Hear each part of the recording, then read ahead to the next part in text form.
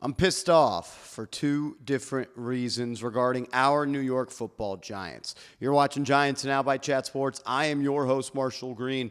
We got some major injury news to talk about with Andrew Thomas. And what I saw from the Washington Commanders yesterday, I know I said I was done talking about week one. This is the last time, might be lying. I am pissed off at the way that the Giants played against a team in Washington that I did not think looked very good at all in their lopsided loss to the Green Bay Packers. Injury news of the day. Andrew Thomas has been named doubtful for this game on Sunday against the Dallas Cowboys. This will now be the second game of the season that Andrew Thomas does not participate in. And I'm not mad at Andrew Thomas at all. Am I frustrated with the injury? Yes. Am I growing impatient with him being on the sideline? Absolutely.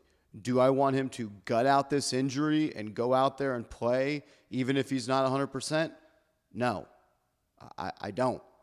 I want Andrew Thomas out there only when he is not at a risk for re-injury and he is at 100%. This is a guy that we know has a long injury history. Part of that is because that he would always try to A, play through injury, or B, rush back and play at not 100% and with a risk of re-injury. So I'm not in the camp of having Andrew Thomas rush back.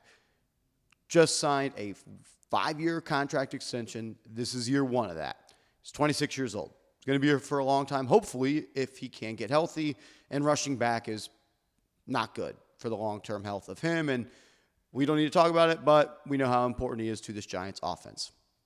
Am I pissed off that he's missing time? Yeah. But I'm pissed off because the New York Giants are not transparent with their injuries. Brian Dable has repeatedly talked about how this is all part of the plan. It's part of the plan. It was not part of the plan for Andrew Thomas to, 1, miss the first game of the season, 2, miss the second game of the season, and 3, missing practices in week 2 of the season. I understand ramping up and practicing, but the fact that he still can't practice every single day is a major red flag, which tells me the New York Giants either A, got bad information on this injury, or B, were lying to you and me. And look, it's not their job to be 100% transparent with the injuries, especially if they feel as if it's going to give them a competitive disadvantage. But Joe Schoen said he expects Andrew Thomas to be ready to go for the season opener, and he thinks he said, I think he'll be ready to go. We expect him to be ready, he can go. Things can change, obviously, but the expectation is he's going to be out there week 1. Well, he wasn't, and he wasn't out there in week 2.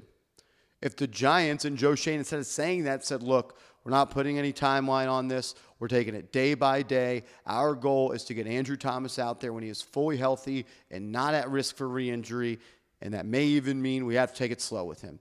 Every Giants fan would have been upset, but they would have been upset 2 months ago. Not today, when they're 2 days away from taking on the Dallas Cowboys, and they are 1 loss away from being 0-2 and the writing on the wall. So, yeah, I'm upset Andrew Thomas is hurt. I'm not mad at Andrew Thomas. I'm mad at the Giants. Joe Schoen was not transparent, or he got bad info. And if he got bad info, that's a different and deeper conversation we need to have about the Giants training staff. As we know, they are always awesome at diagnosing injuries, cough, cough, Evan Neal and his foot/ankle. So I'm pissed off about that. I'm also pissed off at the fact that the New York Giants lost to the Washington Commanders, and I just watched them get beat down by the Green Bay Packers on Thursday Night Football. The Packers were in total control of that football game from kickoff to final buzzer. And that's concerning because the Giants did not look good against Washington. A lot of times you say the film is never as good as you think it is. It's never as awesome as you thought it was. And it's never as bad as you think it is either. Even if you think you have a horrible game, there's sometimes some good stuff in the film you can find, and it's never as bad. This is one of those rare instances where it was actually worse than what we saw unfold at 1 p.m. last Sunday. They were bad in all 3 phases. They were outcoached. They were not prepared. And they looked like an inferior team to Washington. And we just saw that team go and get beat down on primetime football. How far are the New York Giants away from being able to compete against top teams in this league? I remember I was watching Sunday Night Football with a couple of friends, and I asked them, I was like, how far are the Giants away from competing in that Bills and Ravens game? How many home run draft picks? How many home run free agency signings?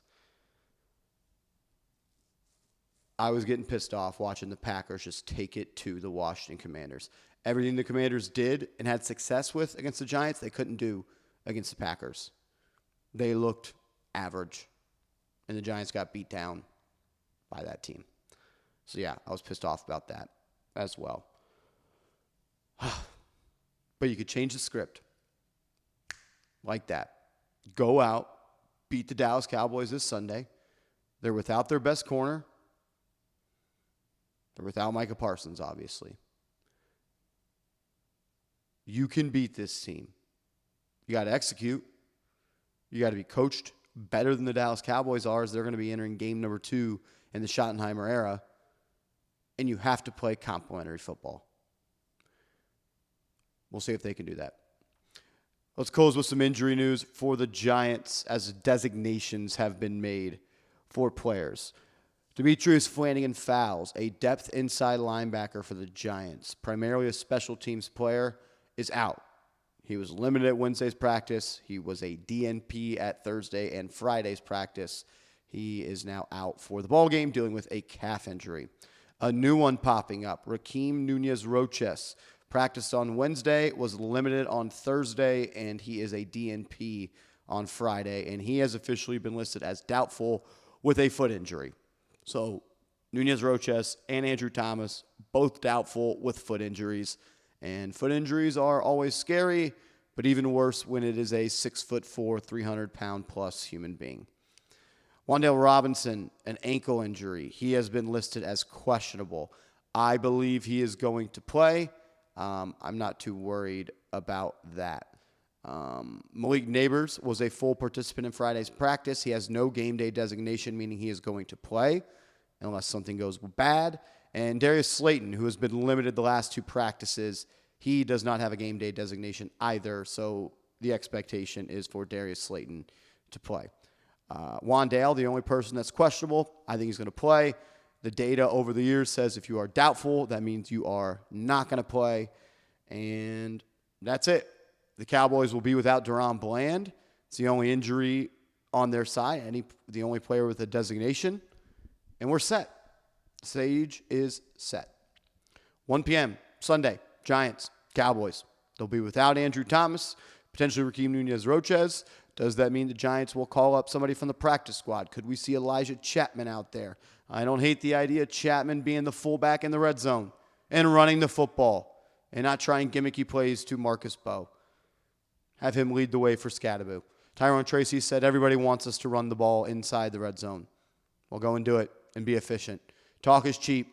The Giants have a lot of good talkers, a lot of good quote creators, and a lot of good buzz generators. Let's go be good football players, and let's go beat Dallas. We're all rooting for you. Appreciate everybody for tuning in. If you haven't yet, hit that thumbs up icon, subscribe to the channel, and give me a real one down below. We'll see you later.